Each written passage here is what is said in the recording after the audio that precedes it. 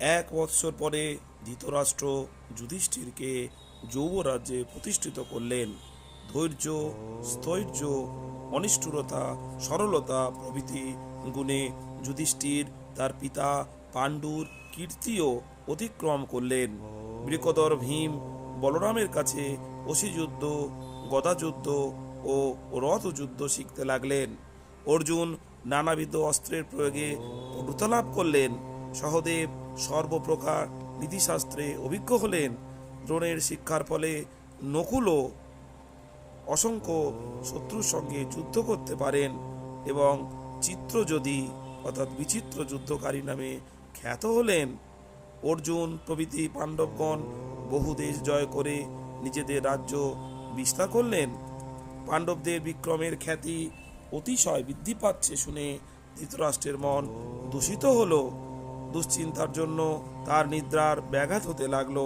তিনি মন্ত্রীশ্রেষ্ঠ রাজনীতিজ্ঞ কনিককে বললেন, দ্বিজোত্তম, পাণ্ডবদের খ্যাতি শুনে আমার অসূয়া হচ্ছে। তাদের সঙ্গে সন্ধি বা বিগ্রহ কি কর্তব্য তা বলুন, আমি আপনার উপদেশ পালন করব। রাজনীতি বিষয়ক বিবিধ উপদেশের প্রসঙ্গে কনিক বললেন, মহারাজ, উপযুক্ত কাল না আসা পর্যন্ত অমিত্রকে কলসের ন্যায় কাঁধে বইবেন। তারপর সুযোগ এলে তাকে পাথরের ওপর আছড়ে ফেলবেন। যাকে দারুণ কর্ম করতে হবে তিনি বিনীত হয়ে হাস্যমুখে কথা বলবেন, কিন্তু হৃদয়ে ক্ষুরধার থাকবেন।